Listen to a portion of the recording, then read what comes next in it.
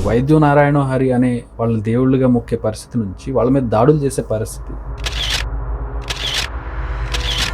200 బెడ్ల hospital మొదలెట్టాలనుకున్నారు. సుమారుగా బెడ్కి ₹1,00,00,000 అవుతాయి. కేటీఆర్ గారు మాట్లాడినప్పుడు చూశాను.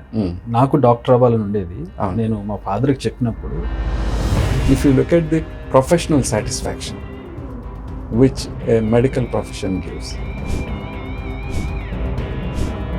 మీ ఫాదర్ చెప్పినటువంటి నీతి నిజాయితీ, నేను పట్టు చీర కట్టుకోవాలా నేత చీర కట్టుకోవాలని చూస్తే పట్టు చీర కట్టుకుంటానరా అని చెప్పింది.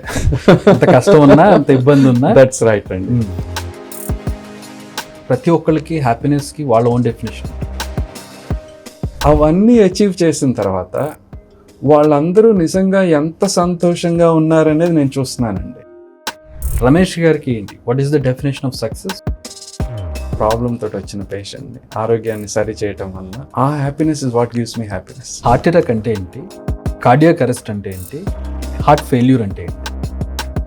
గుండె జబ్బున బారిన పడేవాళ్ళు ఇటీవల కాలంలో బాగా పెరిగారు. ఎంత హార్ట్ బీట్ వరకు వర్కౌట్ చేయడం అనేది హెల్దీ?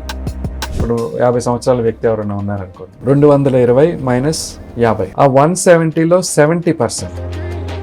కోకోనట్ ఆయిల్ మంచిదని, ఆలివ్ ఆయిల్ మంచిది.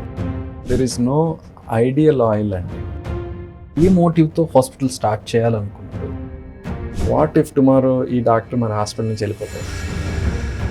ఏఐ డాక్టర్స్ని రీప్లేస్ చేస్తుంది అనేది మాట్లాడుతూ ఒక పేషెంట్ మీద భుజం తట్టి మీకు మేము ఉన్నాము, నువ్వు నయమవుతావు అని ఇవ్వగలిగిన ధైర్యం so far the best compliment. ఆయన ఎప్పుడు నన్ను పొగడటం అనేది నేను వినలేదండి. ఏదో ఏడ్చావులేరా